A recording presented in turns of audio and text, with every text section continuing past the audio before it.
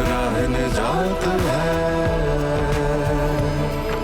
खैर की ये बात चलो दियारे नबी की जानिब, दुरूद लब पर सजा सजा कर, बहार लूटेंगे हम करम की, दिलों को दामन बना बना कर। चलो दियारे नबी की जानिब, दुरूद लब पर सजा सजा कर। ना उनके जैसा सखी है कोई,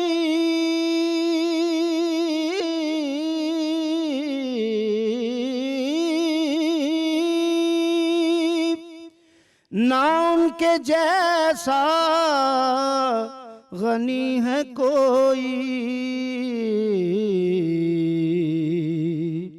ना उनके जैसा सखी है कोई, ना उनके जैसा गनी है कोई। वो बेनवाओं को हर जगह से नवाजते हैं बुला बुला कर। वो बेनवाओं को हर जगह से नवाजते हैं बुला बुला कर। मैं वो निकम्मा हूँ जिसकी झोली में कोई हुस्ने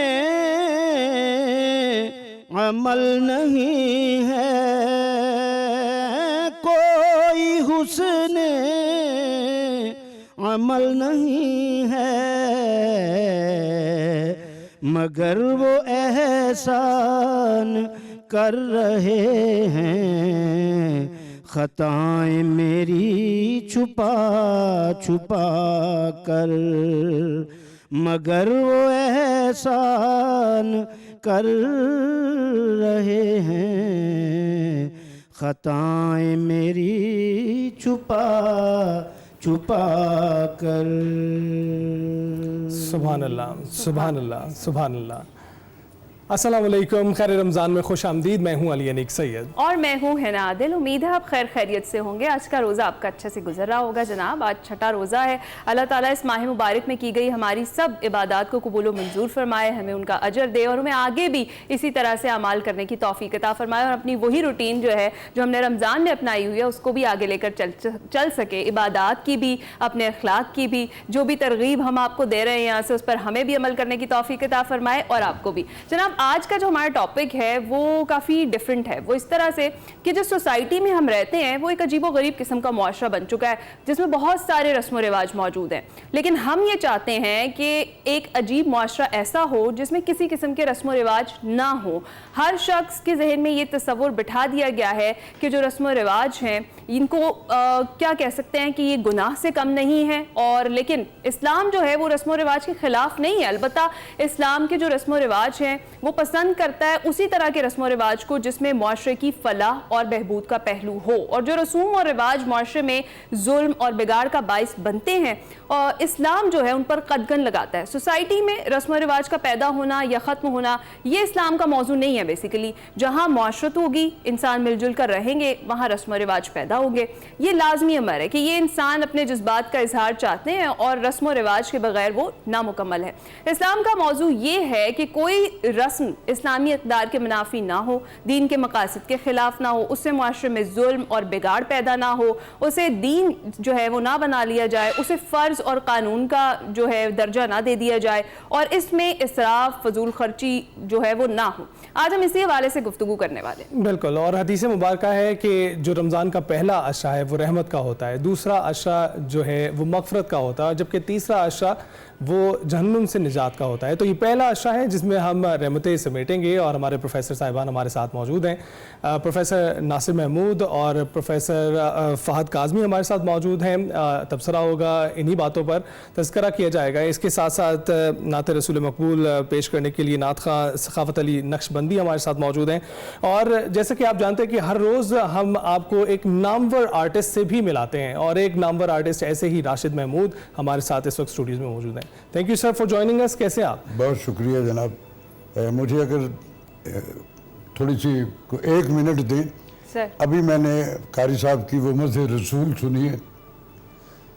मद रसूल कहीं भी कहीं होती है, ये मेरी कैफियत है और मुझे यकीन है कि हर वो आदमी जो ये सुन रहा होता है वो उसी लिविंग में होता है। 2 शेर उसके बाद जो आप कहेंगे सवाल करेंगे, हम जवाब दें।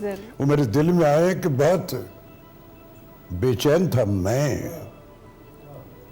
और बड़े चैन में हूं मैं। बहुत बेचैन था मैं और बड़े चैन में हूं मैं, बस में सनाए सरवरे सुभान अल्लाह, कौनैन में हूं मैं। माशाअल्लाह, और फिर ले चली है चश्मे तसव्वुर मुझे उधर, हरमैन में ना हो के भी हरमैन में। वाह वाह। ये ऐसा ब्लेस्ड महीना है बेटा, ऐसा ब्लेस्ड महीना है कि आप रब जो है वो सिर्फ नमाजों से हम राजी कर लेंगे। ये महीने में इस कदर प्रिविलेजेस रब ने दे रखी है, क्योंकि सारा कुछ ने हमें दे रखा हुआ है, तो हम उसकी रजा के लिए एक पड़िए नहीं खा रहे। बेशुमार अब ये मेरे बराबर में जो 2 बैठे हैं, ये माशाल्लाह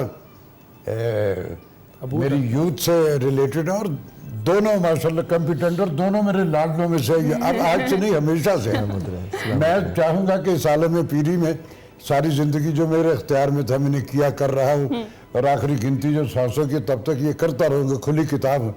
मैं ज़्यादा गुफ्तगू इनकी सुनूंगा, इनसे देखूँगा कि आज की मेरी ये यूथ जो है वो इस जो फ्रेश फॉरवर्ड में लिव कर रही, उनकी इंटरप्रिटेशन। आपने जो बेटी बातें की बहुत उम्दा, ऐसा ही है, ऐसा ही मेरे रिलीजन में ऐसा ही है। लेकिन फिर आप उनके इन बिटवीन मुझसे भी पूछते रहिएगा जो आपका जी चाहेगा। बिल्कुल सर। प्रोफेसर साहब, आपका कैसा रोज़ा गुजरा है? अल्हम्दुलिल्लाह, बहुत खूबसूरत, बहुत अच्छा। और प्रोफेसर फ़हद साहब आपका? जी अल्हम्दुलिल्लाह। और मैं ख़ास तौर पे एक्नॉलेज करना चाहूँगा राशिद महमूद साहब को, हमारे मुल्क का बहुत बड़ा नाम अल्हम्दुलिल्लाह। जिस तरह से फ़न की इन्होंने खिदमत की है, और ये फ़नकार जो है ना, हकीकतन मैं अर्ज़ करूँ, ये सरकार दो आलम सल्लल्लाहु अलैहि वसल्लम की मोहब्बत को तकसीम करते हैं, सूफिया की मोहब्बत को तकसीम करते हैं। एट टाइम शायद इनको इल्म भी ना हो कि कैसे कैसे बड़े बड़े पैगामात ये अपने सीरियल से, अपने ड्रामा से इन्होंने दिए हैं।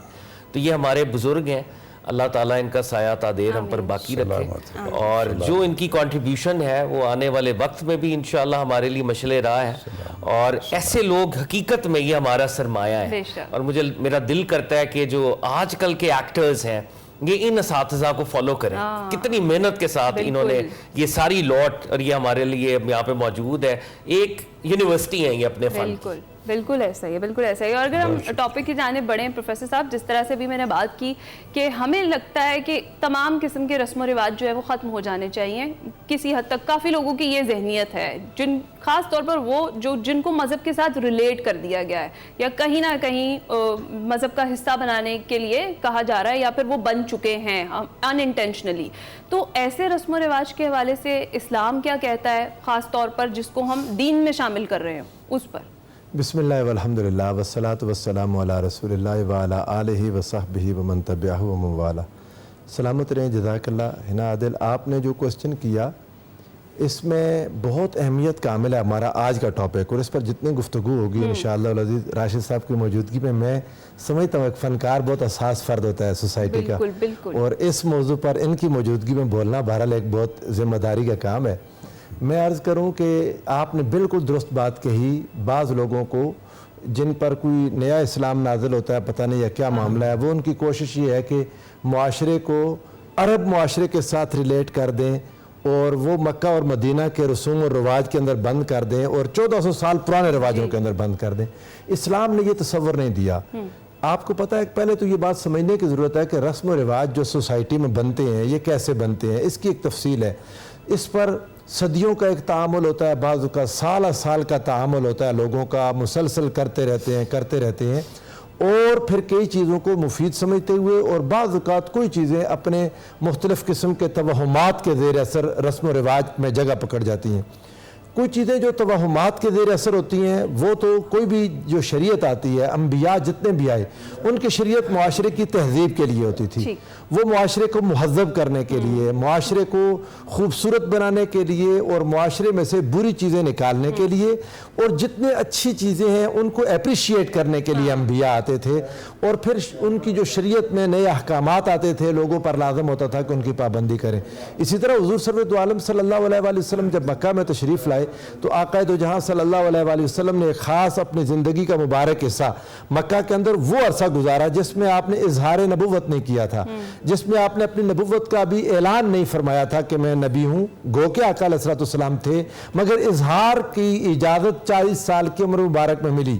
उसी सोसाइटी में आका अलैहिस्सलाम रहे, उस सोसाइटी को ऑब्जर्व किया, लोगों ने आका अलैहिस्सलाम को देखा, फिर हुज़ूर अलैहिस्सलाम ने यहाँ इजहार नबुव्वत फरमाया और 13 साल गुजार के फिर एक बहुत बड़ा एहसान पूरी उम्मत पर है।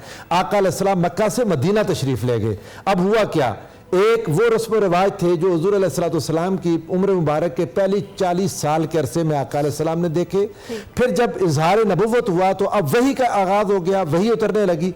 हुज़ूर अलैहिस्सलाम बराह रास्त अल्लाह की वही लोगों को बताने लगे। कुछ चीज़ें जो गलत थी ऑलरेडी, जिनको आका अलैहिस्सलाम नापसंद करते थे, लेकिन खुदाई अहकामात जब आ गए तो उनको मना करना शुरू कर दिया। जो शरीयत की पैरोकार बनते थे, जो हुज़ूर अलैहिस्सलाम के मुती फरमा बरदार बनते थे, वो गलत चीज़ें छोड़ने लगे, लेकिन जो ऑलरेडी अच्छी चीज़ें मौजूद थी उनको उसी तरह बरकरार रखा, अला हाल ही कायम रखा। फिर आका अलैहिस्सलाम जब मक्का से मदीना तशरीफ़ ले गए तो मदीना आपको पता है कोई तकरीबन 450 किलोमीटर का एक फासला, 300 मील से ज़्यादा का थोड़ा फासला बनता है। इतने फासले पर मजीद रस्म रिवाज बदलते हैं, चीज़ें तब्दील होती हैं। आजकल का ज़माना जिसमें इतना मीडिया फास्ट है, लोग एक दूसरे के करीब आ चुके हैं, ग्लोबल विलेज बन चुकी है। इवन देन मेरा अपना घर हरीपुर हज़ारा यहाँ से तकरीबन 450 किलोमीटर है। मैं देखता हूँ वहाँ के रस्म रिवाज और यहाँ के रस्म रिवाज में फ़र्क है, गमी शादी के तरीक़ों में फ़र्क है, मुख्तलिफ मामलात में जो हमारी रस्म रिवाज डिफरेंट है। ऐसे ही रसूलुल्लाह सल्लल्लाहु अलैहि वसल्लम के ज़माने में बल्कि ज़्यादा था, क्योंकि यहाँ से बहुत कम लोग उधर जाते थे, वहाँ से बहुत थोड़े लोग इधर आते थे, इतना ज़्यादा आना जाना नहीं था जो आज के दौर में मीडिया और लाइट की मौजूदगी में ये सब कुछ हो गया। तो आका अलैहिस्सलाम जब मदीना मुनव्वरा में आए तो आगे ये मजमून बहुत दिलचस्प है डिस्कस करने वाला कि मदीना के रस्म रिवाज को रसूलुल्लाह ने कैसे लिया। चलें इस पे भी डिस्कस करेंगे प्रोफेसर साहब, लेकिन राशिद साहब से पहले जान लेते हैं। राशिद साहब, आपने दहाइयों से काम किया और आपने बदलते हुए रस्म रिवाज देखे हैं, तो कुछ उस पर रोशनी डालिएगा, किस तरह से तब्दीली नजर आई? क्या ये हकीकत है कि अब बहुत सारी चीज़ें तब्दील हो चुकी हैं, वैसे नहीं होती जैसे पहले हुआ करती थी, और वो इज्जत और तकरीम में भी फ़र्क आ गया? देखो बेटा, जब टाइम ट्रेवल करता है ना,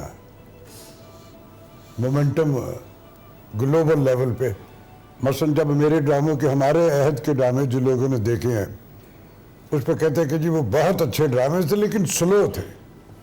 वो ड्रामे स्लो नहीं थे, उस वक्त ग्लोबल मोमेंटम जो था सारी दुनिया का, वो एक स्टेबल और अब अनड्यू तेजियां हो गई हुई हैं बेटा, इस कदर अनड्यू तेजियां, और सिर्फ हमारे शोबे में नहीं, जिंदगी की हर दौड़ में अनड्यू तेजी है।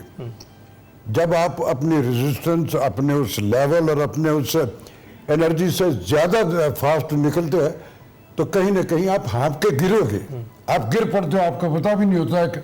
इनविजिबल भीड़ जो है वो आपको कुचल के चली जा रही है और आपको दिख भी नहीं रही। मुसीबत ये हुई कि इस मोमेंटम में वो जो फ़र्क है उसमें हुआ ये कि तेज़ रफ्तारी जबिल्लत है इंसान की, वो कहता है कि मैं अपना टारगेट, ये जो मैं करना चाहता हूँ, मैं उसको बड़ी जल्दी वहाँ तक पहुँचूँ। मुसीबत ये होती कि उस अनड्यू तेज़ी में हुस्न रफ्तार भी डिलीट हो गया और हुस्न इक़दार भी निकल गया। जब आपका एक्ट जो है वो जैसा होना चाहिए वैसा नहीं है, ख्वाब देखने पे कोई पाबंदी तो नहीं है। बाबा आदम को जब अल्लाह ने जन्नत से ज़मीन पे उतार दिया था, क्यों? मेरे रब ने पहले ह्यूमन बीइंग पे ये फिजिकल इम्प्लीमेंट्स कर दी कि तेरे एक्ट पे तुझे तेरा रिएक्ट मिल रहा है। हम आज भी ख्वाबों में हैं, हम फैक्ट्स बिलीवर है। जब हम डिनाइल करते हैं ये सारे आफ्टर इफेक्ट जो आपने सवाल किया उसे, यानी मेरे में अपने रिलीजन की बात करता हूँ, मेरे अपने खानदान में ठहर ठहर के लगातार हज पे चले जाए जाते हैं। कितने अलहाज, कितने यार ये 23वें हज पे गए। अरे भाईजान कौन से गुनाह कर लिया आपने जो अल्लाह मियाँ माफ़ नहीं कर रहा आपको? आपने कर लिया, जितने हैं करो, आपको तौफीक है, लेकिन उसके साथ साथ बेशुमार और फ़राइज़ हैं जो आपके ज़मीन। वो जो हजों पे आप हर बार जाते हो, आप तो हज भी हो गए 15-15, 20-20 लाख के, तो उस 20 लाख में आपके मोहल्ले में बेशुमार ऐसे लोग मौजूद हैं जिनमें से 2-2 लाख में वो अपनी बच्ची की शादी करते हैं, वहाँ नहीं करते, बार बार चले चले जा रहे, ब्लैक भी हो रही है, हर चीज़ महंगी भी है। हम फैक्ट से डिनाइल करते हैं, ज़बानी जमा कर मुज़ाकरों पे, जब तक हमारी फिजिकल इम्प्लीमेंट्स अमल की नहीं और हर फर्दन में हैसल कौम नहीं होंगी, हम कुछ नहीं। हमारा इस्लाम जो है मुकम्मल दीन है, उसकी इंटरप्रिटेशन जो है मुख्तलिफ तरह से आप, अरे नहीं यार मैं मुसलमान हूँ, बड़ी मज़े की बात करता हूँ, नमाज की बात करता हूँ, आप माशाल्लाह सारे पढ़े लिखे और स्कॉलर लोग बैठे, मैं नमाज पढ़ता हूँ 50 बरस तक मुझे किसी, मेरी माँ ने लेके मेरे जहाँ किसी मस्जिद में, यार ये इधर हाथ इधर नीचे करो, पजामा ऊपर का ये कर लीजिए, 50 बरस तक, तो मैं 70+, 50 बरस के बाद भी मुझे फील हुआ यार ये मैं मेरी नमाज जो मैं पढ़ता हूँ, जो मुझे आज तक किसी ने कहा कि तू ठीक नमाज पढ़ रहा है, तो मैं क्या ये टकरे तो नहीं मार रहा। फिर मैंने किसी से नहीं पूछा, मैंने एक दिन अपने घर में अपने कमरे में बैठ के फील किया क्या मेरे पाक परवरदिगार, ये जो मैं नमाजें, मुझे तो ना मेरी माँ ने, ना मेरे अब्बा ने, ना किसी मेरे दोस्त ने, ना मेरे किसी जिस मस्जिद में पढ़ने जाता हूँ, सारे कहीं ना कहीं कुछ सुकून मुझे दिख रहा है। तो मैं बता तो सही मुझे, मैं ये क्या मेरी ये जो मैं पढ़ रहा हूँ मैं ठीक पढ़, ये कबूल भी हो रही है, मैं इसे टकरे मार रहा हूँ। मेरे रब ने मुझे कहा कि काहे के लिए सजदा कर दो, मैं कहा मालिक तेरी बड़ाई के लिए, तेरा हुक्म, तेरी उस के लिए करता हूँ। तो उसने कहा फिर जैसा तेरा दिल करता है जहाँ मर्जी पढ़ नमाज, मेरे लिए पढ़ता ना मुझे। वो दिन आज का दिन है, मैं ऐसा रिलैक्स हुआ, मुझे अब कहा अरे नमाज तो मैं उसके लिए, सजदा तो मैं उसके लिए कर रहा हूँ, उसमें अनड्यू फॉर्मेलिटीज आप होंगी, कुछ है चीजें जिनको रखना चाहिए, लेकिन उसमें अनड्यू इंटरप्रिटेशन है, तो इस तरह की बातें भी हैं।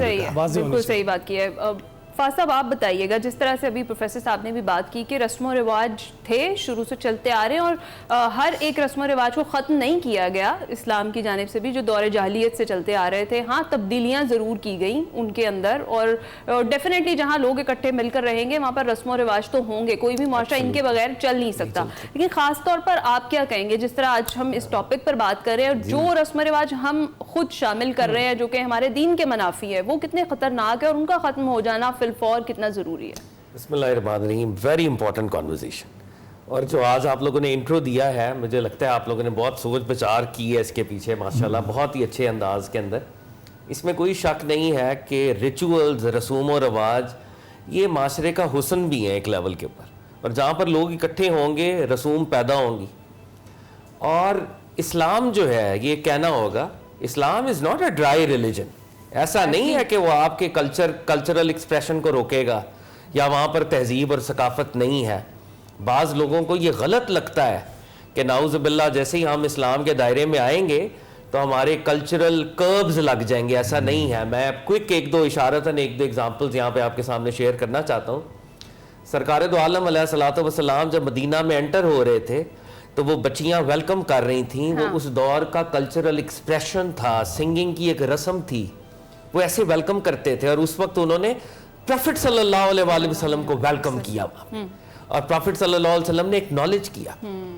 मशहूर हदीस है, सरकार दो आलम, इशारा करते हुए आगे जा रहा हूँ, सरकार दो आलम बीबी आयशा सदीका रजी अल्लाह ताला अन्हा के साथ मौजूद हैं और मदीने के अंदर वहाँ पर अफ्रीकन एक पूरा ग्रुप आया हुआ है। मैं अपने वर्ड्स में आज कहूँ तो एक पूरा ट्रूपे आया हुआ है जो कल्चरल डांस करता है। और नबी सल्लल्लाहु अलैहि वसल्लम ने बीबी आयशा सदीका से कहा, आप देखना चाहती हैं तो पर्दे के पीछे से उनको दिखा रहे हैं।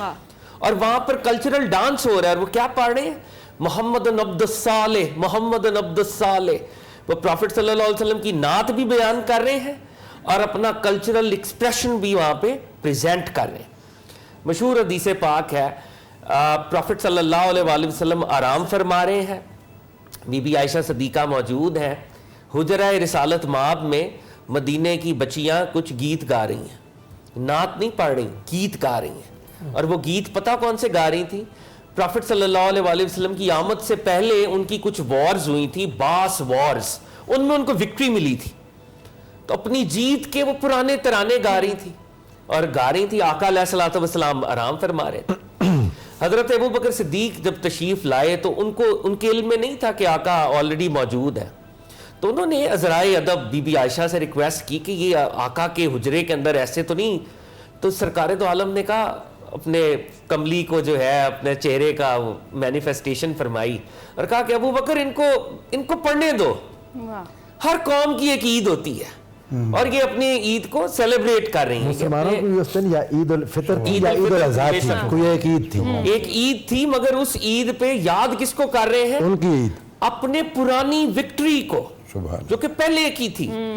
तो हमारे दीन के अंदर इतनी गुंजाइश है आपके कल्चरल इंस्टीट्यूशंस की, it is not a dry religion at all. मसला सिर्फ ये है, मेरे रस्म खुदा और खुदा की मखलूक के खिलाफ नहीं होने चाहिए।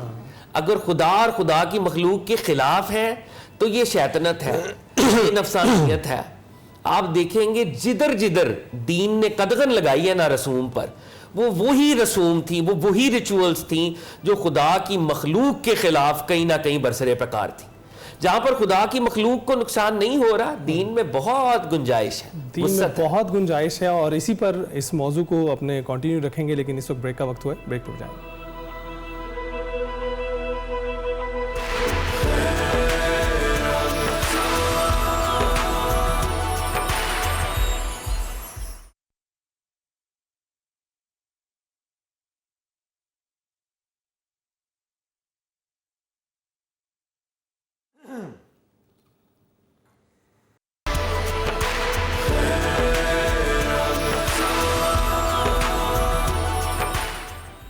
खैर रमज़ान में एक बार फिर से खुशामदीद। आज का बड़ा इंटरेस्टिंग टॉपिक है और बड़ी ही सहरासिल गुफ्तगू हम इस पर कर रहे हैं। प्रोफेसर साहब, जिस तरह से हमने अभी बात की कि रस्म व रिवाज हमेशा से ही मौजूद रहे हैं, रस्म व रिवाज और बिदात में फ़र्क करना कितना ज़्यादा ज़रूरी है, ज़रा इस पर रोशनी डालें। आप किसी भी रस्म को आप दीन बनाने की कोशिश करें, दीन बना दें, उसे अपने यानी कल्चरल और सिविलाइजेशनल उस पॉइंट ऑफ व्यू से हटा के उसे दीन बना दें। मसलन आप यूँ समझ लें कि इसका इतना स्वाब होता है, इसको ना करने से गुनाह होता है, अगर ये समझ के करने लग जाएंगे वो बिदअत बन जाएगी। अगर आप उसे महज कल्चर समझ के एक्टिविटी के तौर पर लें तो वो कई हैं जो होती रहती हैं। खुद हुजूर सल्लल्लाहु अलैहि वसल्लम के मुबारक ज़माने की कुछ मिसालें शाहजी ने दे दी। आका अलैहिस्सलाम ने कुछ चीज़ों को ख़त्म किया, कुछ चीज़ें पसंद ना होने के बावजूद भी मुआशरे में ताकि फसाद बपा ना हो, हुजूर अलैहिस्सलाम ने कायम रख दी। एक छोटी सी आपको मिसाल देता हूँ।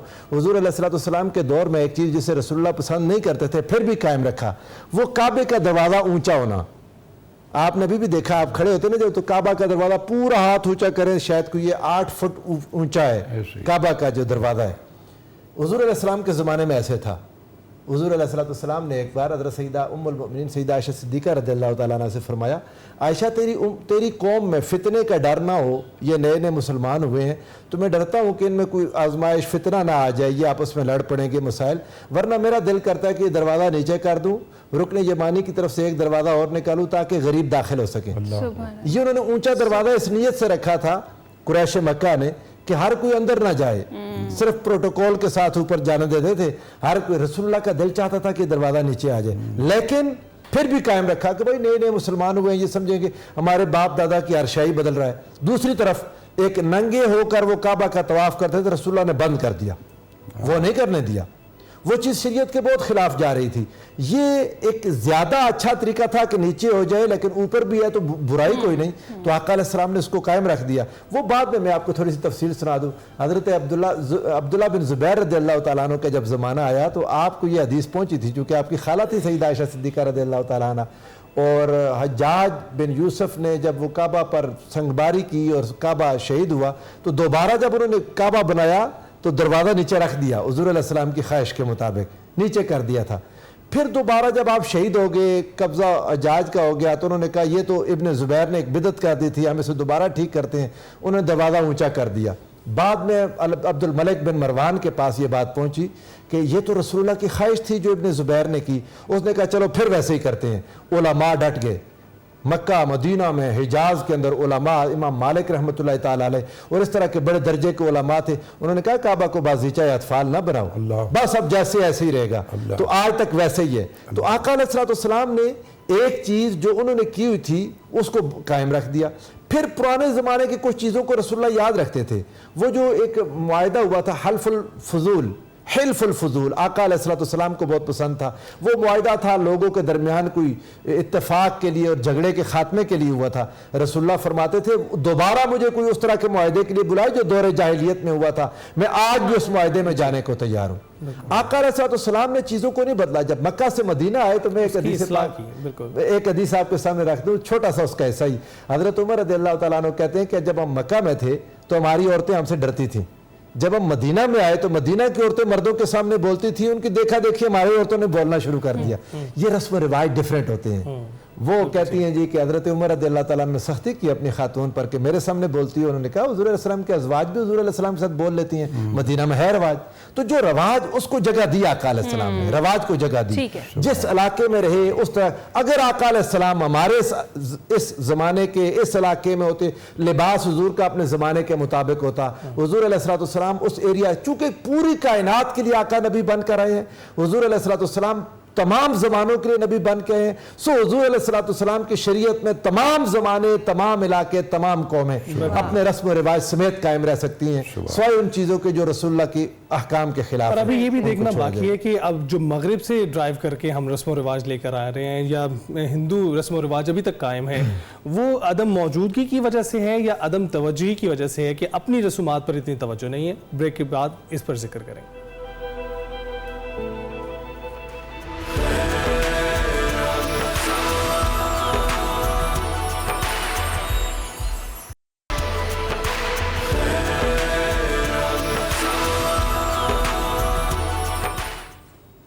रमज़ान में एक बार फिर से खुशामदीद। अपनी गुफ्तगू को कंटिन्यू करते हैं और प्रोफेसर फहद से बात करते हैं। प्रोफेसर फहद, ब्रेक पर जाने से पहले एक सवाल जहन में था, वो ये कि हम ये जो हिंदुआना रस्में हैं और जो मगरिब से ड्राइव हुई रस्में, इसकी जानिब शायद इस वजह से तो नहीं बढ़ रहे कि हमारी अपनी रस्में जो हैं उनकी जानिब तवज्जो नहीं दी जा रही, या कुछ मौजूद ही नहीं है उन चीज़ों को केटर करने के लिए? ये बड़ा ही क्रिटिकल सवाल आपने कर दिया। देखें, इस बात को यूँ समझें, जैसे पहले हमने एक लार्जर फ्रेमवर्क के अंदर बात की थी कि दीन अहकामात दे रहा है और वो लोकल कल्चरल कस्टम्स जो दीन की स्पिरिट से नहीं टकराते उनको एक्नॉलेज भी करता है। ये फुकहा के हाँ बहस है, उर्फ कहते हैं, किसी इलाके का कोई उर्फ होता है। तो पंजाब में मैं बरसबीले तस्करा वो एज एन एग्जांपल कोट कर रहा हूँ, पंजाब में इस्लाम की आमद से पहले कुछ कल्चर, कुछ कस्टम्स, कुछ कन्वेंशंस होंगे। अगर वो कन्वेंशंस और कस्टम्स दीन की स्पिरिट से टकराते नहीं हैं और लोगों को ग्लू करते हैं, इकट्ठा करते हैं, तो उनको अडॉप्ट करने में हर्ज वाली बात नहीं है। अगर वो कस्टम्स दीन की स्पिरिट से टकरा रहे हैं तब मसला है। हमारे सूफिया की अगर मैं एग्जांपल दूं, बहुत बड़े हमारे हीरोज़ हैं ये सारे लोग। ख्वाजा मोइनुद्दीन चिश्ती अजमेरी जब इंडिया के अंदर आए तो इंडिया के अंदर ना ख़ास किस्म की सिंगिंग होती थी, ख़ास किस्म के भजन गाए जाते थे, उनका कल्चर था। वो गीत गा के अपने हिसाब से वो उस कायनात के खालिक को याद करते थे। मोइनुद्दीन चिश्ती अजमेरी ने उसी रस्म को इस्लामाइज किया और उसको समा और कवाली में कन्वर्ट किया। कुतुबुद्दीन बुख्तियार काकी ने, बाबा फरीदुद्दीन मसूद गंज शकर ने, ख्वाजा निज़ामुद्दीन औलिया ने, और इसको नुक्ता अरूज पे ले गए हज़रत अमीर खुसरो रहमतुल्लाह ने। रस्म सेम है, गाना, मगर वो गीत जो है अब अल्लाह रब्बुल इज़्ज़त की हम्द है, सरकार दो आलम की नात है, मौला मुर्तज़ा की मनकबत है, या दुनिया के अंदर जो दुनिया की बेसबाती है वो कलाम है जो मुझे आखिरत की तरफ याद दहानी करा रहा है, तज़कीर कर रहा है ये वही रस्म, मगर उसका शेड बदल दिया गया है। तो दीन बुनियादी तौर पे रस्मों का दुश्मन नहीं है, उन रस्मों का दुश्मन है जो मखलूक की दुश्मन है। जैसे वो हिंदुआना रस्में जिसके अंदर हम इसराफ कर रहे हैं, जिसके अंदर पैसे की बेजान नमूदो नुमाइश है। यानी ऐसे हमने रैट रेस क्रिएट कर दी ना कि एक अमीर आदमी तो बहुत बड़ी शादी कर सकता है, वो मल्टीपल रस्में कर सकता है, गरीब आदमी जब देख रहा है सोशल मीडिया के पर वो रस्में नहीं कर सकता, तो आपने माशरे में बिगाड़ पैदा किया ना। ऐसी रस्मों की रिजेक्शन होगी। असराब वाले, तब्जीर वाले शैतान के भाई हैं। क्यों? क्योंकि आप माशरे की वो जो मसावात की स्पिरिट है ना, बैलेंस, आपने वो डिस्टर्ब कर दिया। तो बड़ी बारीक लाइन है। दीन क्यों यूनिवर्सल है? दीन इसलिए यूनिवर्सल है कि दीन के दामन में अफ्रीका से लेके ऑस्ट्रेलिया तक मुसलमान है, मुख्तलिफ जोग्राफीज़ हैं, मुख्तलिफ कल्चर्स हैं, वो कहीं ना कहीं लोकल कस्टम्स, कहीं ना कहीं वो फ़र्क है वहाँ पे। और उसकी अगर एक्नॉलेजमेंट नहीं होगी, उसकी सप्रेशन होगी, तो ये दीन फितरत नहीं रहेगा। तो ये दीन फितरत है। रसूम व रवाज की बड़े लेवल पर कहीं ना कहीं एक्नॉलेजमेंट है। उन रसूम की रिजेक्शन है जो अल्लाह और मखलूक खुदा के साथ बिगाड़ के एक रिस्पॉन्स में सामने आ रही है। जबरदस्त। अच्छा, मैं इसमें कुछ देख तो एक सॉरी, मैं आपकी बात बिल्कुल कता कलामी, रस्म पर से हिंदू सिख मुसलमान नहीं है। रस्म असल में रिलीजन है ही नहीं। रस्म तो वो उस इलाके का कल्चर है। बिल्कुल कल्चर। रस्म को मजहब के साथ उस तरह से जोड़ना ही नहीं चाहिए, बिल्कुल इलाके के साथ जोड़ना चाहिए, शायद सही है। जोग्राफिये के साथ। मतलब मैं मिलाद पाक का जिक्र जैसे हम अब पॉप एंड शो के साथ करते हैं आका अलैहिस्सलाम का मिलाद, उसकी ज़रूरत ऐसे बन गई कि हम अपने बच्चों की बर्थडे भी करते हैं, अपने मुल्क की भी करते हैं, अपने जिला साहब की भी करते हैं, हर एक शख्सियत की करते हैं। तो वहाँ रसूलुल्लाह को नज़रअंदाज कर देना, तो ये एक कल्चरल एक्सप्रेशन के तौर पर देखना है। इसको मजहब में नहीं दाखिल करना चाहिए। इस पर दोनों तरफ से तलवारें उठा लेते हैं। एक कहता है जो नहीं करेगा गुनाहगार होगा, दूसरा कहता है जो करे। अल्लाह के बंदो, हर एक की जब हो रही है, जो दुनिया से चलेगी हमारी पार्टियों की लीडर्स, उनकी भी हो रही हैं, जो अभी आएंगे उनकी भी हो रही हैं। ये क्या, तो एक रसूलुल्लाह की छोड़ दें? तो इस वजह से माशरा बाज़-औक़ात माशरे के बाद रसूम ऐसी होती हैं कि कई कामों को वो अपने अंदर समोए होती हैं कि उनका एक्सप्रेशन जरूरी हो जाता है। तो मोहब्बत का इज़हार से सही है। राशिद साहब, माशाल्लाह आपका इतना एक्सपीरियंस है। मैं आपसे ये कहना चाह रही थी, आप कुछ ऐड करें हमारे टॉपिक। मैं अपने ही एक शेर कहूंगा, 2 मिसरों में जितनी बातें कही हैं कोशिश करूंगा कि वो आपकी समझ में भी आ जाए और सुनने वाले की भी। मुश्किल नहीं है, यूं तो खुदाई की मंजिलें, मुश्किल नहीं है यूं तो खुदाई की मंजिलें, नाता मोहब्बतों का मेरा आदमी से है। खत्म, बस ये जवाब है। बड़े अच्छे तरीके से आपने उसके अंदर समूह दिया जो हमारी अभी की बातें बड़ी डिटेल से वाजे करके इन दोनों नौजवानों ने बड़ी डिटेल से आपको अच्छा, मैं अभी ना हम बड़े खुशकिस्मत हैं कि आप इतने बड़े फनकार, इतने बड़े हमारे लेजेंड आप हमारे साथ मौजूद थे और हमारी गुफ्तगू का हिस्सा बने। और कहीं ना कहीं आपसे हम जो सीख रहे हैं वो भी, और जो आप सिखा रहे हैं वो बहुत ज़्यादा इंपॉर्टेंट है। खैर, रमज़ान में गुफ्तगू का सिलसिला इसी तरीके से जारी रहेगा। हम एक छोटी सी ब्रेक पर जा रहे हैं, आपने कहीं नहीं जाना।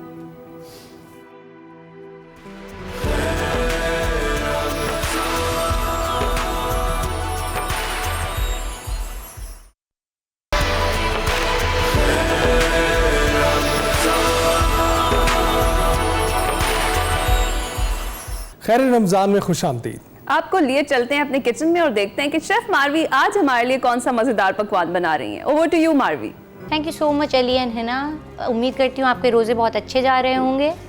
Welcome to my kitchen segment और मैं हूँ आपकी फूड स्टाइलिस्ट मारवी और मैं लाई हूँ आज भी आपके लिए बहुत ही मज़ेदार सी रेसिपीज़। हमारे साथ ताउन किया है डालडा कुकिंग ऑयल ने। 80 सालों से माओ का भरोसा इस ब्रांड को बनाता है बहुत ही कामयाब। तो चलें स्टार्ट करते हैं आज अपनी रेसिपीज़ के साथ। आज भी मैं लाई हूँ आपके लिए एक बहुत ही यूनिक, मज़ेदार और इजी बनने वाली रेसिपी, चिकन फहीटा, जो कि मैं बनाऊँगी विद टॉर्टिया रैप्स। इसकी भी बहुत सारी रेसिपीज़ आप लोगों ने देखी होंगी, बट मैं जो रेसिपीज़ बनाती हूँ उसमें ये होता है कि मैं अपने तरीके से आपको एक ईजी रेसिपीज़ बनाना सिखाऊँ जो कि होती हैं बहुत ही ईजी और बहुत ही रमज़ान में ईज़िली बनने वाली। इसके लिए मुझे चाहिए होगा 1/2 kg चिकन। मैंने अपने हिसाब से लिया, आप अपना चिकन कम ज़्यादा कर सकते हैं। सॉल्ट, पेपर, क्योंकि ये थोड़ा सा स्पाइसी बनता है। इसमें हमने ज़ीरा पाउडर, ऑरेगनो और गार्लिक और जिंजर को हमने पेस्ट बना लिया है। पेस्ट बना लें, ग्रेट कर लें, दैट्स अप टू यू। अब मैं अपना चिकन ले लूँगी। इसकी मैरिनेशन के लिए मुझे चाहिए होगा ऑलिव ऑयल। ऑलिव ऑयल भी मैं यूज़ कर रही हूँ डालडा का। क्योंकि personally I love Dalda. Dalda जो है बहुत ही हेल्दी ब्रांड है। आप इसमें जो हेल्थ कॉन्शियस लोग हैं वो आराम से डालडा यूज़ कर सकते हैं। इससे आप लो कोलेस्ट्रॉल एंड आपको कोई भी हाई बीपी कुछ इशू नहीं होगा। मैं हमेशा हेल्दी रेसिपीज़ ही बताती हूँ आपको, जो कि बहुत ही इजीली बनने वाली और बहुत ही हेल्दी रेसिपीज़ होंगी। तो अब हम इसमें डाल देते हैं सॉल्ट हस्बे ज़रूरत, जिंजर एंड गार्लिक ग्रेटेड, क्योंकि इससे बहुत अच्छा सा फ्लेवर आता है grated fresh ginger and garlic से। Red pepper according to your taste, क्योंकि मुझे थोड़ा ज़्यादा स्पाइसी पसंद है तो मैं ज़्यादा स्पाइसी रखती हूँ। और इसमें हम डालेंगे ज़ीरा पाउडर,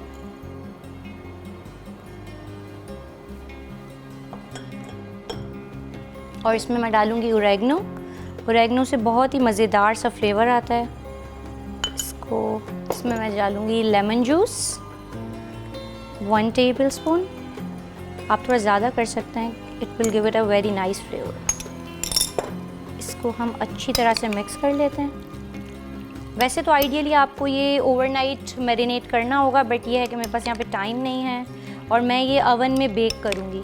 आप चाहें, अगर आपके पास अवन नहीं है तो आप इसको स्टोव पे या अपने ग्रिलिंग पैन पे बना सकते हैं। इसको अच्छे से मैरिनेट कर देंगे और इसके फ्लेवर को इन्हेंस करने के लिए मैं इसमें यूज़ करूँगी मिल्क पैक क्रीम।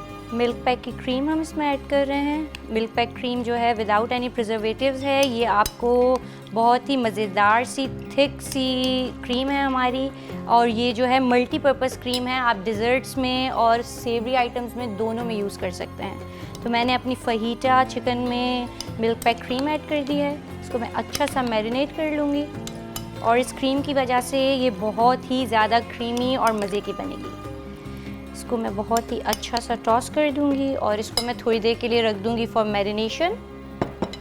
मैं मेक श्योर करती हूँ कि मैं कुकिंग से पहले अपने हैंड वॉश ज़रूर करूँ, और मैंने यूज़ किया है डिटॉल ओरिजिनल।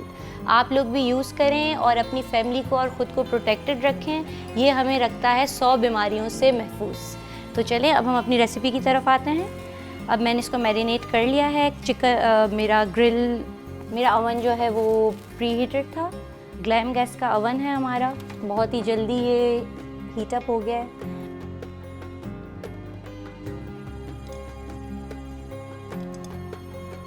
अब हम इस पर ऑयलिंग कर लेंगे ताकि हम इसको बेकिंग ट्रे में ही फहीटा रैप्स के लिए फहीटा चिकन रेडी करेंगे।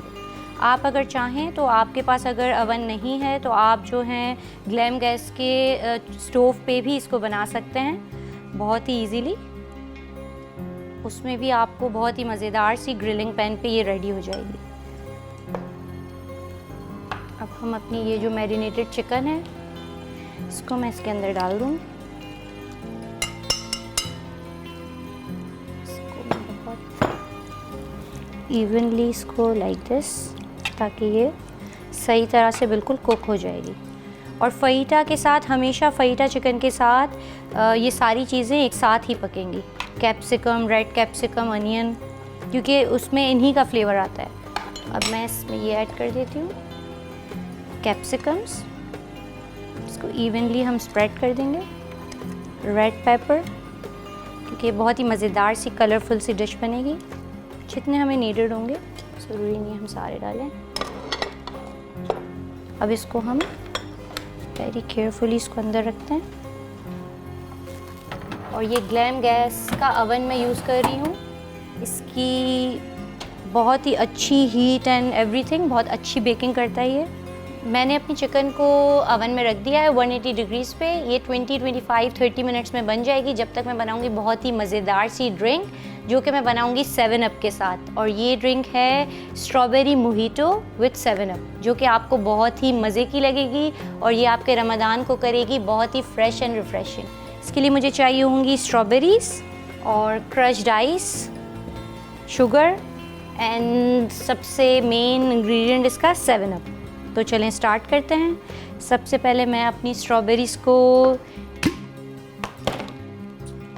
सबसे पहले मैं अपनी स्ट्रॉबेरीज़ को इसमें डालूँगी। I just make a very nice crushy slushy सा स्मूदी टाइप। इसमें आप स्ट्रॉबेरीज़ डाल दें, 15 to 20 स्ट्रॉबेरीज़।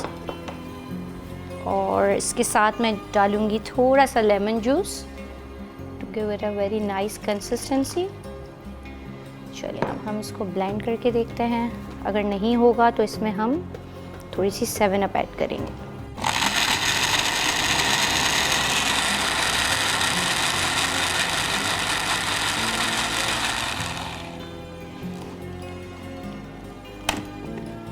मोहितो की बेस मेरी रेडी हो गई है स्ट्रॉबेरीज़।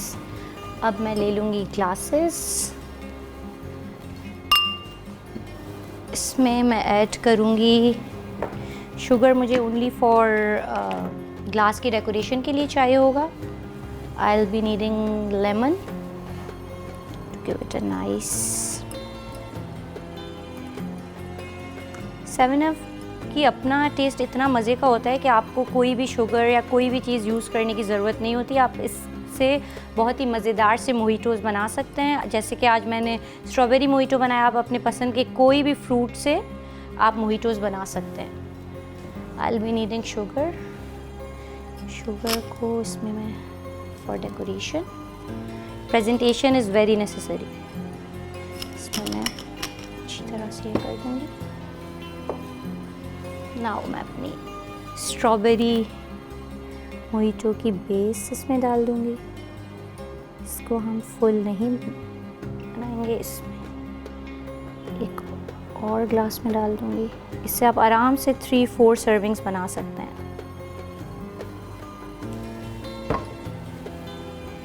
अब मैं इसको टॉप करूँगी with lots and lots of ice, क्योंकि मोहितोज़ में आइस बहुत ज़्यादा यूज़ होती है। इसमें मैं आइस डालूँगी।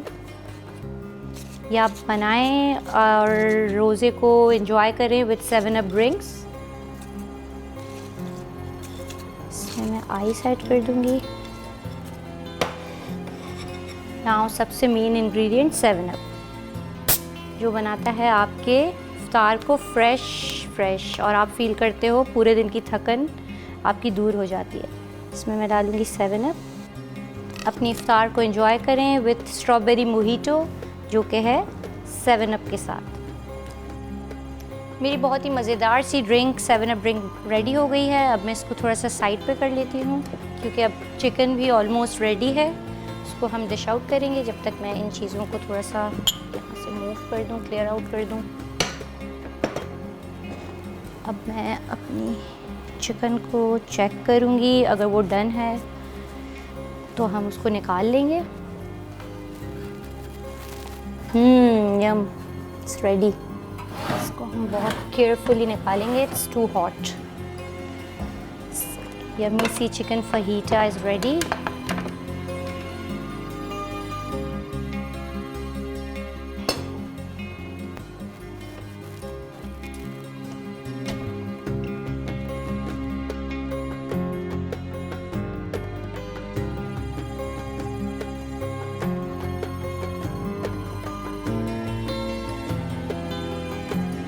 इसको अब हम सर्विंग ट्रे में इसको असेंबल कर लेंगे।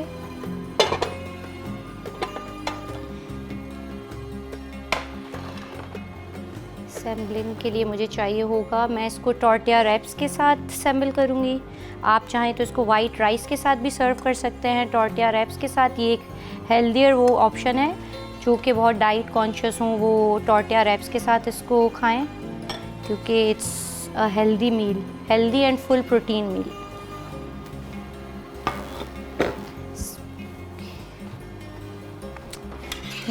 Yummy see chicken fajita with vegetables ready है।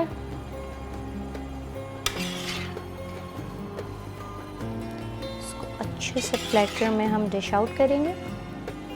बहुत ही मज़ेदार सी बनती है ये आप टॉर्टिया रैप्स के साथ भी सर्व कर सकते हैं, गार्लिक राइस के साथ सर्व कर सकते हैं। कलर देखें इसका कितना मज़े का कलर आया है, रेड।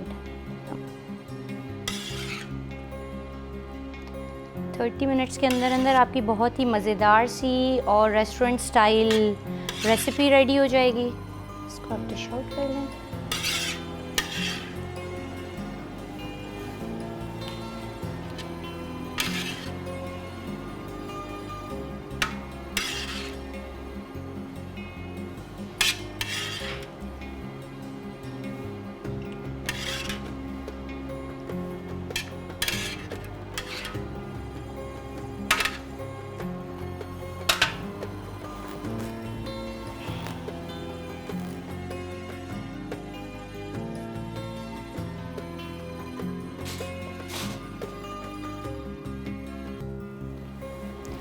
इसको अब मैं कर लूँगी इसके इंग्रेडिएंट्स जो हमें इसकी टॉपिंग के लिए यूज़ होंगे, जिससे और भी बहुत ही मज़े का बनेगा। साल्सा सॉस आप घर में भी बना सकते हैं, बट ये जो है आप बाहर से भी ले सकते हैं। इसमें only tomato, green chillies, lemon, salt and red pepper डलती है और आपकी बहुत ही मज़ेदार सी साल्सा सॉस रेडी हो जाती है। साल्सा सॉस डालेंगे and my favourite milk pack cream जो इसके टेस्ट को एनहेंस करेगी।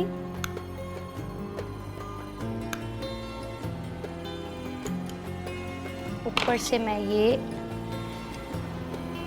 थोड़ी सी ग्रीन अनियन डाल दूँगी इसमें अकॉर्डिंग टू टेस्ट। अगर किसी को ना पसंद हो तो आप स्किप कर सकते हैं।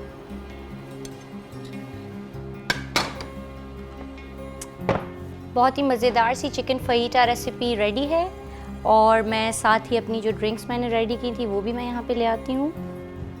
ये हमारी ड्रिंक्स 7 अप के साथ जो हमने मज़ेदार सी बनाई हैं वो, और चिकन फहीटा विद टॉर्टियाज़ आप इंजॉय करें और मुझे बताइएगा कि आपको कैसा लगा।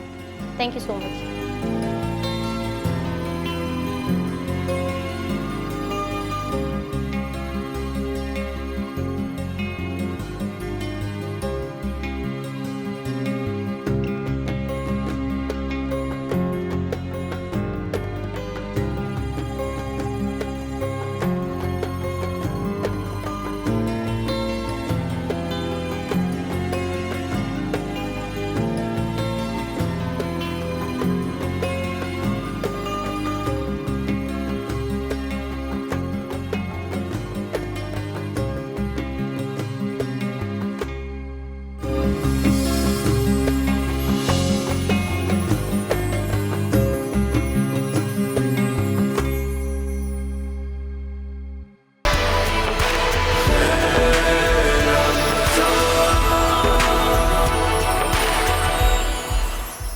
रमजान में एक बार फिर से खुशामदीद। आज वकार अहमद मलिक बात कर रहे हैं कि इस्लाम में गुस्से पर काबू पाने वाले को बहादुर क्यों कहा गया है। आइए सुनते हैं।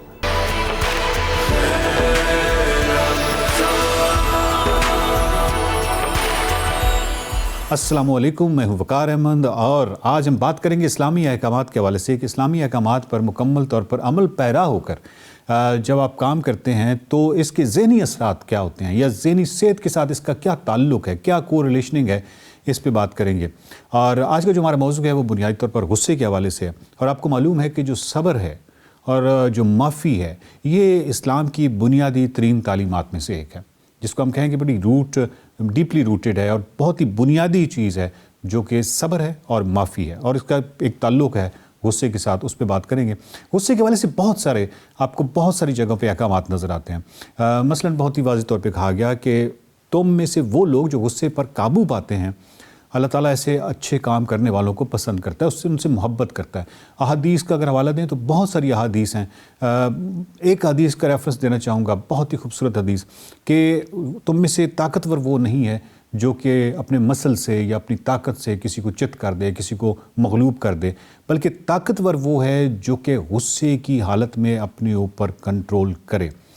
और जब आप एंगर मैनेजमेंट में जाते हैं, जब आप इन तमाम चीज़ों में जाते हैं जिसमें हम लेटर ऑन जाएंगे, तो आपको मालूम होता है कि ये क्यों कहा गया कि गुस्से पे जो कंट्रोल करता है उससे बड़ा बहादुर, उससे बड़ा दलेर शख्स कोई नहीं है।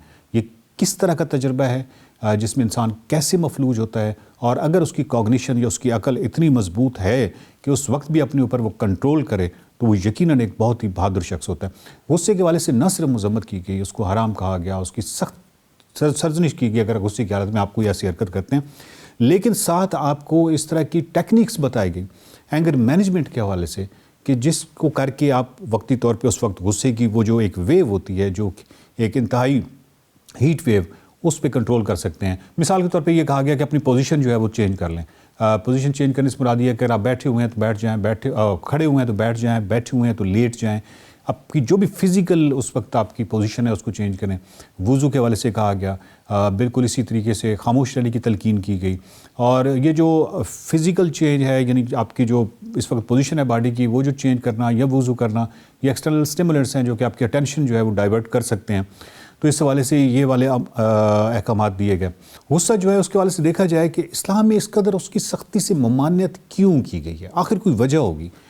जब हम देखते हैं आज की सोसाइटी को, आज के फ़र्द को और उनके रवैयों को, तो हमें मालूम होता है कि बहुत सारे जो हमारे मसाइल हैं उसकी बिल्कुल अगर आप तह में जाएंगे तो आपको गुस्सा मिलेगा।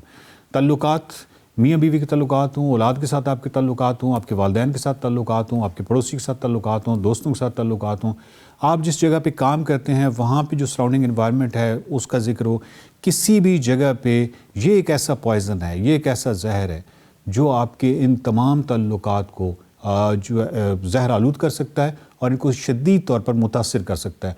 तो ओवरऑल पूरा जो सोसाइटी का फैब्रिक है, तमाम जो चीज़ें हैं उसके अंदर गुस्से को जब आप देखेंगे तो आपको बहुत ही इसकी अहमियत, गुस्से पे काबू पाने के हवाले से बहुत ही उसकी अहमियत आपको मिलेगी। मिसाल के तौर पे गुस्से की हालत में आप एग्रेसिव हो सकते हैं और एग्रेशन जो है वो कई तरह का हो सकता है, फ़िज़िकल भी हो सकता है। लेकिन इसके अलावा जो आपके उस वक्त ज़ुबान से जो कलमात अदा होते हैं, या अगर आप मिसाल के तौर पे आपने कोई सख्त जुमला कह दिया, गाली दे दी, तो आप यकीन कीजिए कि वो वाक़या भूल जाता है जिसको गाली आपने दी है या सख्त लफ्ज़ कहा है, वो सख्त लफ्ज़ जो है वो उसको कभी नहीं भूलेगा। हो सकता है वो पूरा वाक़या जो है बहुत अरसे के बाद भी भूल जाए। उसकी वजह यह है कि लफ्ज़ जो है वो अपना एक तासुर रखता है और वो तासुर इतना डीप होता है कि वो आप जिस तरह बच्चे को जब आप सरजनिश करते हैं या बच्चे के हवाले से आप तशद्दुद करते हैं, तो वो बच्चा जब बड़ा होता है और बड़ा होने के बाद भी वो हो सकता है कि वो सारा वाक़या भूल जाए, लेकिन वो जो लफ्ज़ का तासुर है वो नहीं भूलता। अब अगर हम इस गुस्से की यानी हम नेचर ऑफ एंगर को देखें या हम देखें कि गुस्सा बुनियादी तौर पे है क्या, तो हमें मालूम होता है कि इसके 3 बहुत ही इंपॉर्टेंट कंपोनेंट्स हैं। एक तो ये है कि आपका एक फ़ौरन इमोशनल रिस्पॉन्स होता है, जज्बाती रद्द-ए-अमल होता है। और जज्बाती रद्द-ए-अमल के अलावा एक रद्द-ए-अमल जो है वो फ़िज़िकल अराउज़ल है, जो आपकी जिस्मानी तब्दीलियाँ होती हैं। आपका हार्ट बीट जो है वो तेज़ हो जाती है, ब्लड प्रेशर जो है आपका तेज़ हो जाता है, हार्मोनल कई इस तरह की तब्दीलियाँ आती हैं। ये वो जितनी भी तब्दीलियाँ हैं इसको आप फिज़िकल अराउज़ल कह दीजिए। एक कॉग्निटिव कंपोनेंट भी इसमें है, जिसमें जब भी आपको गुस्सा आता है तो एक कॉग्निशन से वो तमाम कन्फर्मेशन बायस का आप शिकार होते हैं और वो तमाम चीज़ें जो कि उस शख्स के ख़िलाफ़ हैं उस वक्त वो प्रवोक होती हैं और वो आपको उकसाती हैं इन तमाम चीज़ों पे। वो तमाम डाटा जो कि उसकी अच्छाई से मुतल्लिक है उस वक्त वो ख़ज़फ़ हो जाता है। तो इसका कॉग्निटिव कंपोनेंट जो है वो भी इंतहाई अहम किरदार अदा करता है। फिर बुनियादी सवाल यह है कि गुस्से का वजूद है ही क्यों। जब हम एवोल्यूशन को देखते हैं, जब आप अपने इर्तिकाई मनाजिल को देखते हैं, तो मालूम होता है कि इसका एक प्रोटेक्टिव रोल रहा है। इसने एवोल्यूशन की बहुत ही कठिन मराइल से हमें यहाँ तक ले के आया। ये एक एनर्जी देता है आपको, बेसिकली एक ज़बरदस्त किस्म की एनर्जी होती है जो कि एक डिफेंस मैकेनिज़्म के तौर पे, एक मुदाफ़ती निज़ाम के तौर पे ये इस्तेमाल हुई, हमने अपने आप को बचाया। अब जब एक तहज़ीब याफ्ता माशरे में आप आ जाते हैं तो फिर भी ये तो एक इर्तिकाई एक मामला है, ये आज भी वो एनर्जी मौजूद है। अब हम पे है कि ये तवानाई जो है ये हम मस्बत उसको इस्तेमाल करते हैं। आज भी इसको मस्बत इस्तेमाल किया जा सकता है क्योंकि एनर्जी बहुत ज़बरदस्त है। लेकिन दूसरा ये है कि इसको हम मनफी इस्तेमाल भी कर सकते हैं। अगर हम उस पर कंट्रोल नहीं करते तो ये सारी मनफियत है, अगर हम कंट्रोल करते हैं तो ये इसका मस्बत है। तो ये मस्बत क्या होता है? एक तो इसका प्रोटेक्टिव रोल है, दूसरा जो इसका किरदार है वो मोटिवेशनल रोल है। मोटिवेशनल रोल में आप कह सकते हैं कि बहुत सारी ऐसी चीज़ें जहाँ पे एंगर को कंट्रोल किया गया लेकिन उससे मोटिवेशन ली गई और इनजस्टिस और बेइंसाफ़ी के ख़िलाफ़ इस एनर्जी को इस्तेमाल किया गया, लेकिन कंट्रोल्ड। और इसी की गुस्से की एक किस्म जो है वो कम्युनिकेशन है। कम्युनिकेशन से मुराद ये कि ठीक है आप गुस्सा इजहार नहीं करते, बट आपके चेहरे पे एक ऐसा तासुर आता है कि जिससे एक कन्वे हो जाता है कि ये चीज़ आपको पसंद नहीं आई। तो बहुत ही फेशियल जो बहुत सारे क्यूज़ हैं वो गुस्से के जो है वो बहुत सारे हैं। ज़रूरी नहीं होता कि गुस्से को आप जिस्मानी हवाले से यानी जिस्मानी तशद्दुद के हवाले से या गालम गलूज के हवाले से ही ज़ाहिर करें, सिर्फ फेशियल एक्सप्रेशन से भी कर सकते हैं और ये कम्युनिकेशन का एक बहुत ही ज़बरदस्त किस्म का टूल रहा है। और इसी से अगर हम बात आगे बढ़ाएं तो हमें मालूम हो कि गुस्से की जो 3 बुनियादी इकसाम है उसमें से एक पैसिव एग्रेशन है। पैसिव एग्रेशन बेसिकली इसी तरह का है जिसमें आप कम्युनिकेट कर देते हैं लेकिन उसका इस तरह इजहार नहीं करते कि जिसमें जिस्मानी तशद्दुद या गालम गलूज वगैरह हो, लेकिन आप इजहार कर देते हैं कि ये चीज़ आपको पसंद नहीं आई।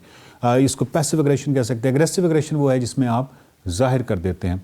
और इसी तरह एक असर्टिव एंगर है, उसका वो बेसिकली एक पॉजिटिव उसका इस्तेमाल है। एक बॉलर जो है वो चाहता है कि वो एक बहुत ही ज़बरदस्त किस्म की गेंद करे, बहुत ही फास्ट बॉल करे, उसके हवाले से वो एक मसनूई सा गुस्सा जो है अपने अंदर लेके आता है। और वो मसनूई गुस्सा अगर कंट्रोल में रहेगा तो वो उसको एनर्जी देगा, वो बहुत ही ज़बरदस्त किस्म की गेंद फेंक सकता है।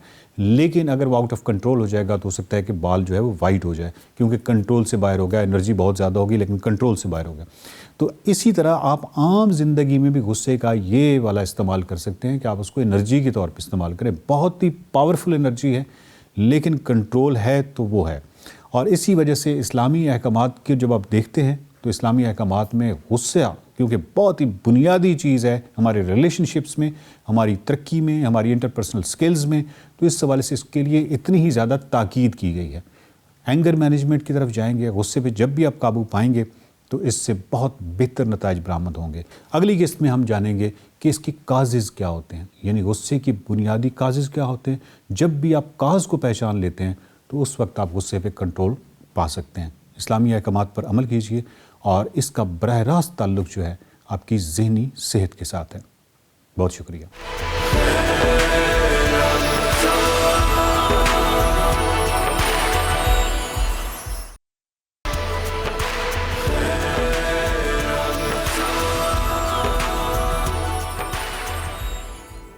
खैर रमज़ान में एक बार फिर से खुश आमदीद। हमारा मौजू जो है बड़ा इंपॉर्टेंट है, उस पर डिस्कशन हम कर रहे हैं।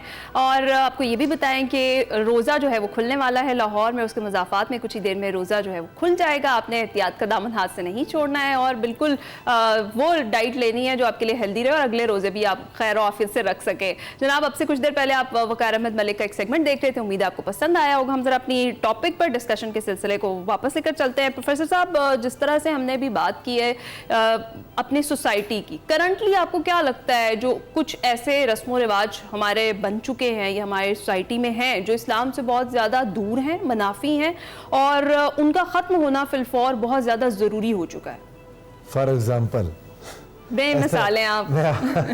अभी आपने मुश्किल काम मेरे दिल में लगा दिया। बात यह है, जो भी चीज़ इस्लाम की तालीमात के ख़िलाफ़ है हाँ। उसको ख़त्म होना चाहिए, बिल्कुल ख़त्म होना चाहिए। बाज़ औक़ात कुछ रस्में ऐसी हैं जो इंसानों को आगे नहीं बढ़ने देती, तरक्की नहीं करने देती, पाँव की जंजीर बन जाती है। मेरे एक दोस्त हैं डॉक्टर फ़खर अब्बास, बहुत अच्छे शायर हैं। उनका एक शेर, मुझे शेर याद नहीं रहते, अगर वो कभी सुन ले तो नाराज़ ना हो, पहले माजरत कर ली। रस्मों को नहीं पैरों की जंजीर किया, मैंने जो महसूस किया तहरीर किया। आप बाज़ औक़ात रस्म रिवाज आपको रोक लेते हैं, पीछे करते हैं, ऐसे रसूम को भी ख़त्म होना चाहिए। वो तमाम रसूमात जो इंसानियत की खिदमत के रास्ते में रुकावट हैं उनको भी ख़त्म होना चाहिए। ये बात आपने बिल्कुल दुरुस्त है। हाँ, ये ऐसी चीज़ें बाज़ औक़ात जिनका कोई हमारे ज़माने के मतलब खूबसूरती हैं, जैसे शादियों में कुछ छोटे छोटे काम हैं जिनमें फजूल खर्ची भी नहीं हो रही होती, फजूल खर्ची नहीं हो रही होती, लेकिन एक एक्टिविटी बन जाती है। अच्छा, उनको जारी रखें। कई लोग उनके खिलाफ बोलने लग जाते हैं। अगर फजूल खर्ची बुनियादी चीज़ है, शादी की मेहंदी अगर बगैर फजूल खर्ची के कर सकें तो कर लें, एक अच्छा है, हुस्न है, खूबसूरती है, शादी में इंटरेस्टिंग इवेंट हो जाता है। इसी तरह वलीमा कितनी बड़ी सुन्नत है, फजूल खर्ची इसमें हो जाए तो ये भी नापसंदीदा है। आका अलैहिस्सलाम ने फरमाया बेसत आमुल वलीमा, वलीमा का खाना बहुत ही बुरा है, अमीरों को बुलाया जाता है, गरीबों को निकाला जाता है। यानी दुरुस्त काम में भी फजूल खर्ची आ गई, वलीमा सुन्नत है, फजूल खर्ची उसमें ले आए तो वो गलत हो गया। लेकिन मेहंदी सुन्नत नहीं है, लेकिन फजूल खर्ची से आप उसे बचा लें, हल्का फुल्का आपस में गेट टुगेदर हो जाए, उसमें खाना खा लें आप मिलकर रिश्तेदार, तो वो अच्छा है। आपने बुनियादी उसूल याद रखने हैं, इस्लाम उसूल देता है।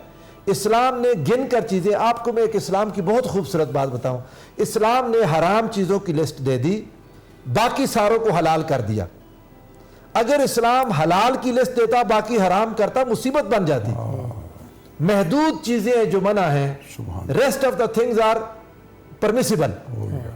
ये बताया कि तुमने ये नहीं करना, बस इसके अलावा पर सवाल ही ना करें कि ये क्या, बस उसूल बता दिया, वो रेस्ट की चीजें वो जायज है, आप उनको कर सकते हैं लेकिन हुदूद और कुयूद के अंदर रहते हुए। राशिद साहब आप बताइएगा, कारोकारी फिर गैरत के नाम पर कत्ल, कई ड्रामे कई फिल्में इन पर बन चुकी, कईयों पर आपने काम भी किया, दिल गिरफ्तार हो जाता है ये सब कुछ देखकर, तो ऐसी रसूमात आप क्या समझते हैं? कबीह रसूमात। बिल्कुल, ये सारे के सारी ये जो आज हम इस्लाम में मौजूद तक जिन आफ्टर इफेक्ट से गुजर रहे हैं, ये सारा उसी का किया धरा है। हम ख्वाब बेचते और ख्वाब दुनिया में हर जगह बिकते और बड़ी आसानी से बिकते हैं। फैक्ट्स जब बात जो है, हमारा राइटर जो थे, ये गिमिक से बहुत बाद में शुरू हुए, आगाज में सिर्फ हमारी ट्रेडिशंस, जो हमारे रस्म रिवाज और जो हमारी ह्यूमन साइकी असली वाली थी, वही मौजू हुआ करते थे। ये पर उसमें इकोनॉमिकल चैनल क्या आया, हमारे पीटीवी को आज भी याद करते हैं, उसका ड्रामा जो था वो उसमें फैमिली चैनल था और सारे हम बाप बेटी माँ बहन सब मिल के देखते थे। आज हम पता नहीं 70-80 चैनल हो गए, तो मामा हम तो बैठ के देख भी नहीं पाते इस कदर। जब आप फैक्ट से डिनाइल कर रहे हो, वो एक्ट जो आप करके और उसका रिजल्ट लेने निकले, वो एक्ट मैंने किया नहीं है, वो ख्वाब है, वो मिलेगा नहीं। मुझे कहीं वो पौधा लगाना तो उसकी छांव में, कल को बैठेगा कोई पौधा रहेगा तो याद करेगा। हमारे ये भी दावे हैं कि जी मैंने बड़े शजर लगा और मैं वो एक मुझे याद रखा जाए, इस पर इनकार नहीं है। मेरे मुल्क में 76 बरस में बहुत सारे अशजार लगाए गए हैं, इससे कोई इनकार नहीं है, मैं भी मानता हूँ, लेकिन उनकी छांव भी किसी पर्टिकुलर कम्युनिटी के लिए रखी है। शजर की छांव जो वो ना तो रंग नस्ल पूछती है, ना हसब नस्ल पूछती है, ना ये पूछती है कहाँ से आए हो, कितनी देर, हर एक के लिए उसकी छांव सबके लिए होगी। जब आप उस शजर की मानंद होगी जिसकी छांव सबके लिए होगी, तो कोई कबाहत ही नहीं होगी। ये सारी कबाहतें उस अमल के ना होने से, जिसको हम गिमिस के तौर पे, अपने सर्वाइवल के तौर पे जबानी जमा खर्च कर रहे हैं, असली वाला वो नहीं है, तो वो तो फर्दर टाइम भी नहीं होगा ना बेटा। बड़ी खूबसूरत बात की है आपने। अच्छा फाज साहब आप बताइएगा, जिस तरह से जिन कबीर रसूमात का जिक्र किया अली ने, इस्लाम क्या कहता है इस हवाले से हमें? ऑफ कोर्स कबीर रसूमात की तो रिजेक्शन है, सरकार दो आलम सल्लल्लाहु अलैहि वसल्लम ने उनको बैन किया है, दे आर फॉरबिडन। तो वो सारी रसूम, जैसे आपने कारोकारी की बात की, या यहाँ पर कुरान के साथ शादी करने की रस्म है, ये जुल्म है, ये दीन के बुनियादी फ्रेमवर्क की रिजेक्शन है, ये गद्दारी है। यानी ये सिर्फ कबीर रस्म नहीं है, ये तो दीन की बगावत के आप रास्ते, बेटियों को उनका हिस्सा ना देना, सबसे बड़ा ये विरासत में हिस्सा ना देना, विरासत में हिस्सा ना देना। ये तो देखें ना, ये वो बातें हैं कि आपने शरीयत के फ्रेमवर्क को चैलेंज करना शुरू कर दिया। कानून विरासत जो है वो दीन का सबसे अहम कवानीन में से एक आम कानून है, लॉ ऑफ इनहेरिटेंस। हमारा फिक इसके ऊपर खड़ा हुआ है, फिक की इमारत इसके ऊपर खड़ी हुई है। आप बेटी को उसका अगर शेयर नहीं दे रहे, और भी इस तरह की जितनी भी रसूमात है, अच्छा बीवी से हक मार माफ करवाता है वो भी बिल्कुल बिल्कुल एब्सोल्युटली। अच्छा एक चीज और है जो मैं हट के जरा इसको, रस्म का जो वर्ड है ना, एक लेवल पे जब मैं कोई काम बगैर उसके इंटेंट और मीनिंग को जान के कर रहा हूं, तो वो भी रस्मन कर रहा हूं, ऐसे ही वो भी रिजेक्शन है, उसकी भी रिजेक्शन है। अगर मैं नमाज रिचुअलिस्टिकली ही पढ़ता जा रहा हूं, रस्मन सारे पढ़ रहे हैं, मैं भी, तो यकीनन अल्लाह रब्बुल इज्जत तो रहीम करीम है, कहीं ना कहीं मेरी नमाज को एक्नॉलेज कर ही लेगा, शायद हमारा ये गुमान होना चाहिए।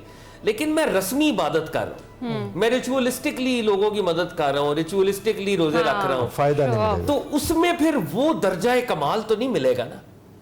तो इसलिए हमारे जो उरफा थे, सूफिया थे, उन्होंने कहा कि देखो दीन तुम्हारी रस्म नहीं होनी चाहिए, दीन तुम्हारा हाल, तुम्हारा एक्सपीरियंस होना चाहिए, दीन तुम्हारे पर तारी होना चाहिए, सुभान अल्लाह, दीन तुम्हारे अंदर, तुम्हारे वजूद के फाइबर्स के अंदर मैनिफेस्ट करना चाहिए। सुभान अल्लाह। और जब देखें चीजें आप रस्मी तौर पे कर रहे हैं, शेख अजमेर कश्फुल माजूब में फरमाते हैं, जब आप फिनोमेनन को रस्मी तौर पे करते हैं ना, तो आपको एक्स्ट्रा मेहनत करनी पड़ती है, आप तकल्लुफन चीज कर रहे होते हैं। जब आप चीज को हकीकतन करते हैं ना, तो एक एफर्टलेसनेस आ जाती है, वाह वाह, आपको कोई एक्स्ट्रा एफर्ट नहीं करनी पड़ती, that becomes part of your फितरा, नेचर।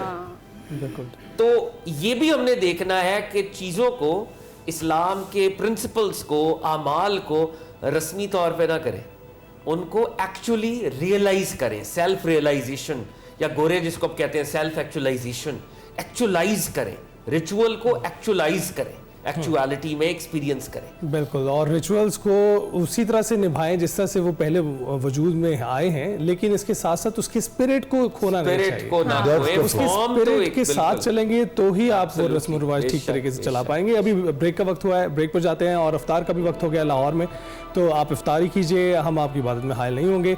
इफ्तार के बाद दोबारा हाजिर होंगे और अपना सेगमेंट जिसमें आपके क्वेश्चंस हम लेते हैं सोशल मीडिया के ज़रिए और अपने फ़ोन कॉल्स के ज़रिए, तो वो हम शामिल करेंगे। ब्रेक के बाद हाजिर होंगे।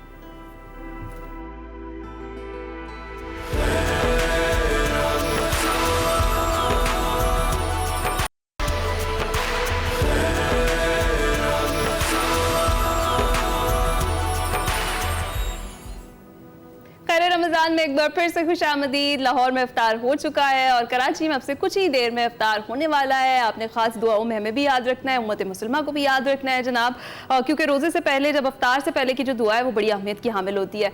अच्छा जी, हम सोशल मीडिया के जो सवालात हैं जो हमें आपने भेजे हैं थ्रू व्हाट्सएप, वो शामिल करते हैं और देखते हैं कि जो हमारे प्रोफेसर साहिबान हैं वो क्या जवाब देते हैं। प्रोफेसर नासिर साहब, सुहेल लाहौर से ये पूछ रहे हैं कि वहम और मनफी सोच कैसे आपको दायमी अजियत में मुब्तला कर सकते हैं और इसका इलाज क्या है? वहम का इलाज तो हकीम लुकमान के पास भी नहीं था। हाँ। वहम लाइलाज मर्ज है और जिसको हो जाता है ये साइकियाट्रिस्ट को मिलना चाहिए। अच्छा। और ये बहुत सारी बीमारियां हम ऐसी इनको बाबों के पास लेके जाते रहते हैं और दम तावीज़ वाले वो सारे फ्रॉड करते हैं, एक से एक बढ़कर फ्रॉड बिल्कुल सही कह है। रहे हैं। साइकियाट्रिस्ट से मिलना चाहिए। वहम इंसान को दुनिया जान की हर बीमारी में मुब्तला कर सकता है। वहम के ज़रिए वो एक, मैंने मेरे उस्ताद थे, एक बचपन में वाक़या सुनाया उन्होंने कि किसी बीबी ने, कोई खातून थी, उसका एक सौतेला बेटा था, ये बात बहुत समझने वाली है, तो उसने चाहा कि वो तरक्की कर गया मेरे अपने सगे बेटों से, तो अब मैं क्या करूं? तो किसी ने उसको कहा इसको वहम में डाल दो। तो उसने शोर मचाया, उसने कहा तुम सही हुए थे, तुम्हारे मुंह में वो एक सांप चला गया अंदर। वो बेचारा वहम का शिकार बीमार हो गया, मरीज इतना सख्त बीमार हुआ कि बस वो बिस्तर के साथ लग गया। ये वहम कर देता है। अब वो जब उसको बिस्तर के साथ लगा तो दूसरे बच्चों की भी लोगों ने इज्जत छोड़ दी, इसी की वजह से तो पूरे खानदान की इज्जत थी। दोबारा उस समझदार बंदे के पास गई, उसने कहा ये तो अब बड़ी मुसीबत बन गई, उसको रहना चाहिए। उसने कहा वहम निकाल दो। कैसे निकालो? उसने कहा शोर मचाओ। निकल गया तो सांप निकल गया। ये ऐसे ही किया तो वो लड़का ठीक ठाक हो गया। कई बीमारियां सिर्फ वहम होती हैं। वहम एक इंसान का जो माइंड है ना, माइंड नेगेटिव मैसेजिंग शुरू कर दे, इसको वहम कहते हैं। मतलब अगर माइंड ने ये मैसेज शुरू कर दिया कि आपके बाजू में दर्द है, वो दर्द होगी नहीं लेकिन महसूस होगी।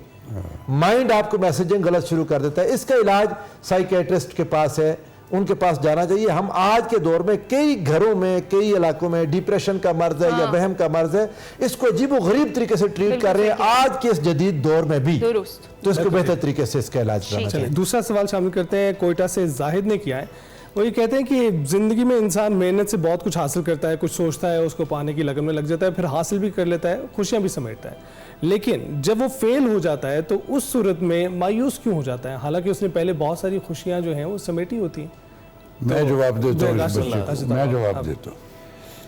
बरखुरदार जिंदगी में जितने भी ह्यूमन बीइंग इस जमीन पे रब ने उतारे हैं, सबके कंटेंट्स एक हैं और सबके अंदर रब ने एक राज भी रखा हुआ है।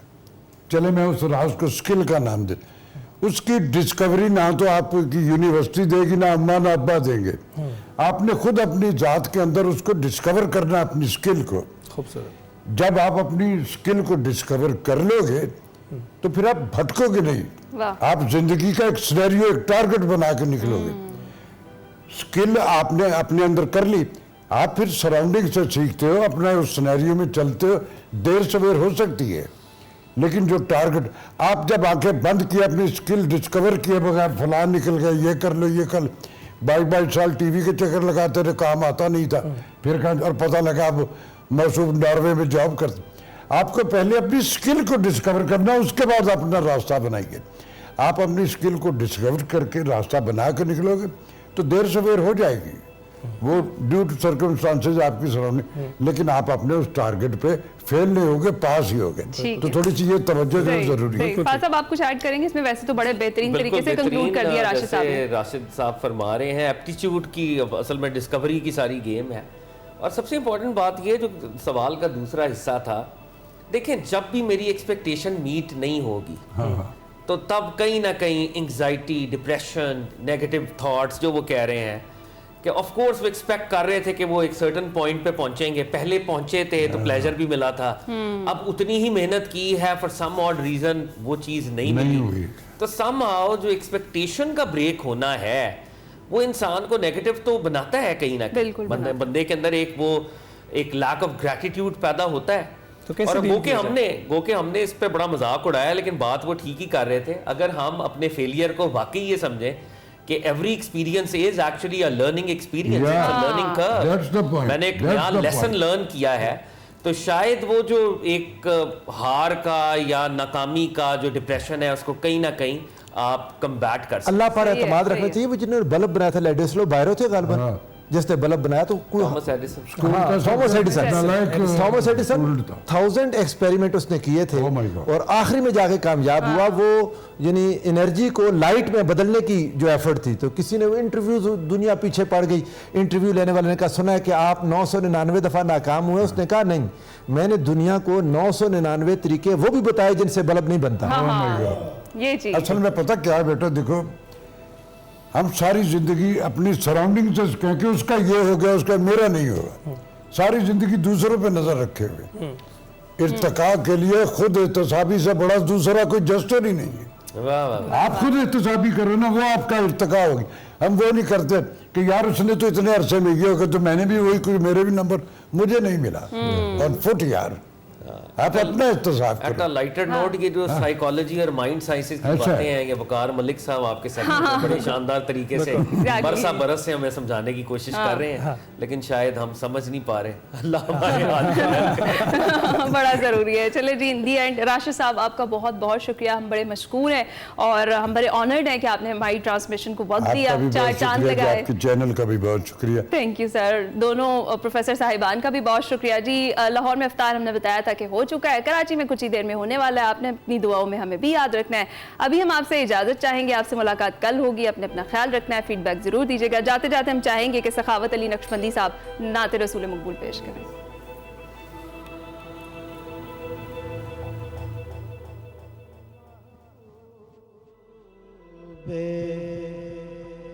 किबरिया ना हुआ कोई महबूब, किबरिया न हुआ